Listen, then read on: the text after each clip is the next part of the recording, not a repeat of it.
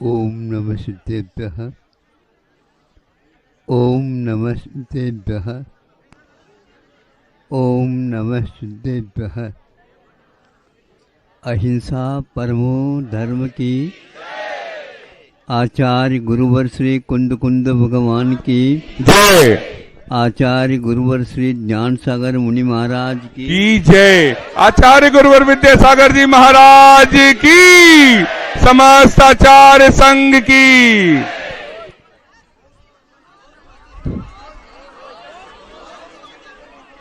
हजारों नदियां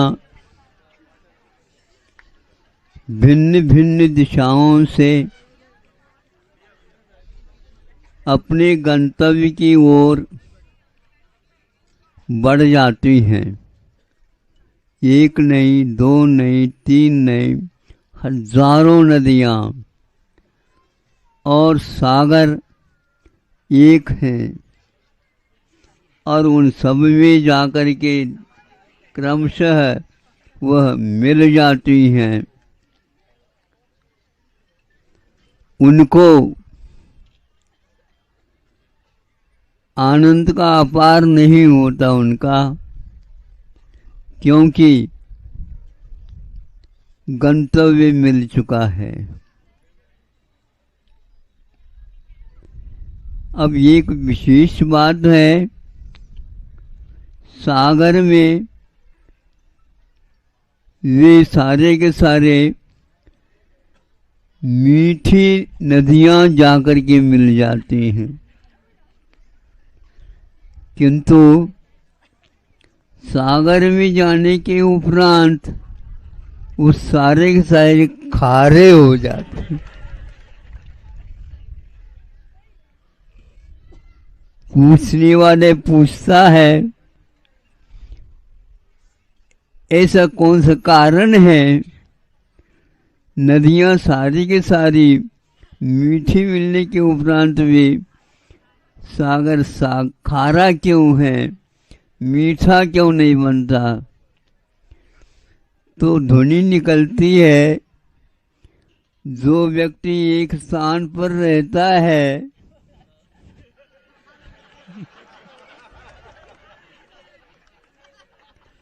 वह कभी भी मीठा, इसलिए साधुओं को बहते रहना चाहिए, बहते रहना चाहिए।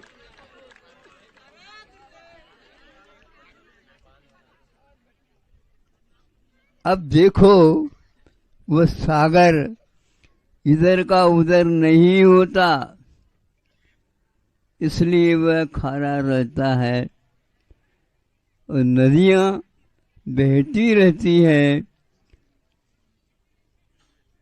पवित्र जल उनका रहता है और एक प्रकार से जो ही सागर सूर्य के तपन से तप जाता है, आप सुन रहे हो, तो वह एकदम अपना खारापन छोड़ करके मीठा होता, हल्का होता है और वह ऊपर की ओर चला जाता है। हाँ, पुनः वहां पर जो योग्य वातावरण मिलता है तो औषध उससे बन जाता है।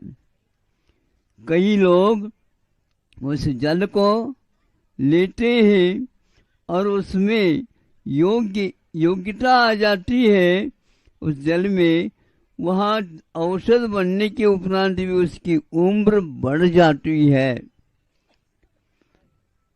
तपना आवश्यक है और आप लोग तपस्या से डरते हैं, बनी बनी रसोई मिल जाए हैं और वो भी बनाना भी न पड़े।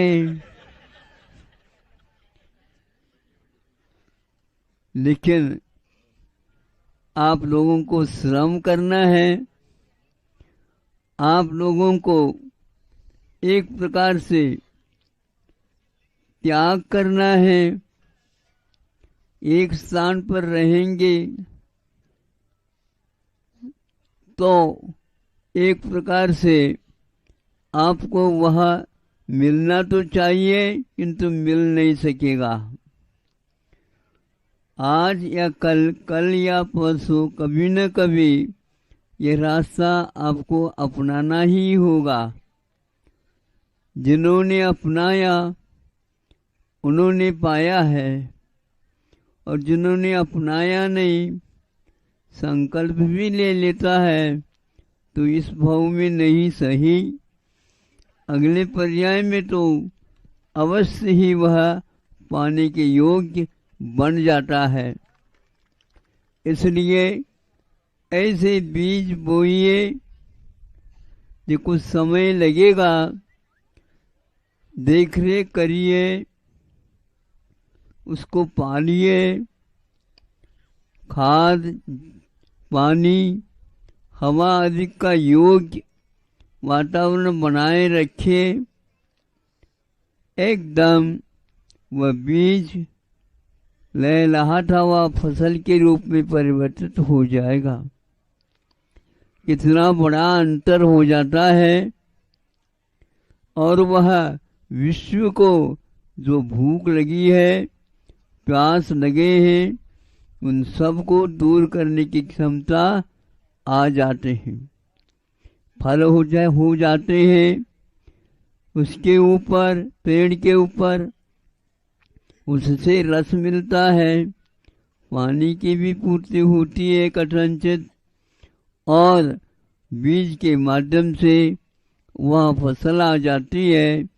सब लोगों को खारा पानी भी यदि आप दे देते हैं तो भी उसका फल का रस हमेशा हमेशा मीठा रहेगा, और बीज भी आटेदार होकर के आपके भूख को दूर करने वाले हो जाते हैं। श्रम करने से, योग्य सेवा करने से वह निश्चित रूप से सागर भी आपकी सेवा या धरती की सेवा करता है तो वह सबके योग्य बन जाता है। नदियों के पानी, सागर के पानी, इतना ही अंतर है। धरती के पास जब तक वह रहता है तब तक खारा नहीं बनता, किंतु वह जो ही अन्यत्र चला जाता है तो वह पुनः खारा बन जाता है। इसलिए योग्य तप, योग्य त्याग, त्याग का अर्थ ये है उसके प्रति जो हमारे लिए बहुत मात्रा में है उसका त्याग करके, उसका राग छोड़ करके जिनके लिए आवश्यकता है उनके लिए उसकी सुविधा कर देते हैं। तो भी एक प्रक्रिया ऐसी हो जाती है, आपका जो कोई भी किया हुआ पाप है वह एकदम पुण्य के रूप में, मीठे के रूप में परिवर्तित हो जाता है। यदि आप अपने अनावश्यक है रखा है उसको दे देंगे तो मोह का त्याग हो जाता है, राग का त्याग हो जाता है, किंतु आपके लिए बंध का कारण था और उसके त्याग करने से निर्जरा का कारण हो जाता है। और जो ले लेता है वह भी धर्मात्मा बन करके अपने जीवन को सुधार लेता है।